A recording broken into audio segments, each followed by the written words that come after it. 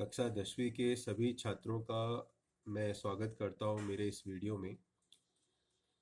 आज का ये वीडियो मीरा के पद से संबंधित है। जैसा कि आप देख पा रहे हैं, आपकी पुस्तक में पाठ के प्रारंभ में मीरा के जीवन परिचय के बारे में आपको जानकारी दी गई है। इसी जानकारी को मैं संक्षिप्त रूप में अपनी इस वीडियो के अंतर्गत आपको समझाने का प्रयास करूंगा। मीराबाई का जो जन्म है जोधपुर शहर के चौकड़ी या कुड़की, दो नाम प्रचलित हैं इस गांव के, वहां हुआ था। और कम उम्र में ही इनका विवाह महाराणा सांगा के पुत्र कुंवर भोजराज के साथ हो गया।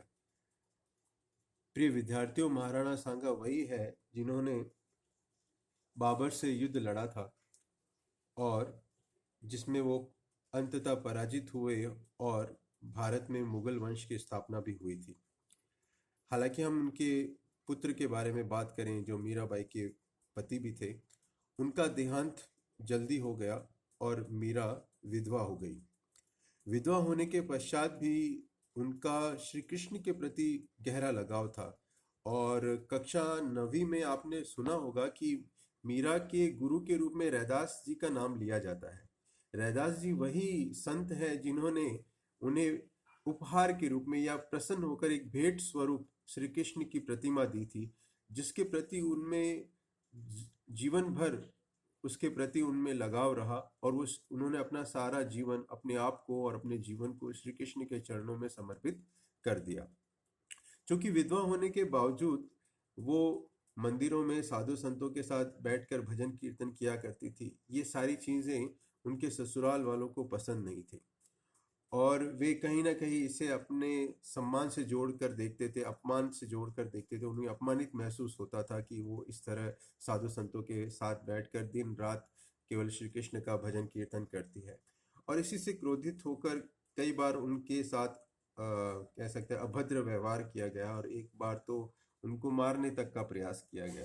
ये सभी व्यवहार जो है उन्हें काफी उन्हें पीड़ा हुई इन सभी प्रकार के व्यवहार से और अंततः उन्होंने चित्तौड़ छोड़ दिया और वे वृंदावन चली गई। वहाँ उनकी मुलाकात कई महान साधु संतों से हुई और कुछ वर्षों बाद वृंदावन से वो गुजरात के द्वारिका नगर पहुंच गए। कहा जाता है कि द्वारिका में ही उन्होंने अपनी कह सकते हैं कि अपनी समाधि ली। ऐसा माना जाता है कि मीराबाई के मृत शरीर को किसी ने नहीं देखा।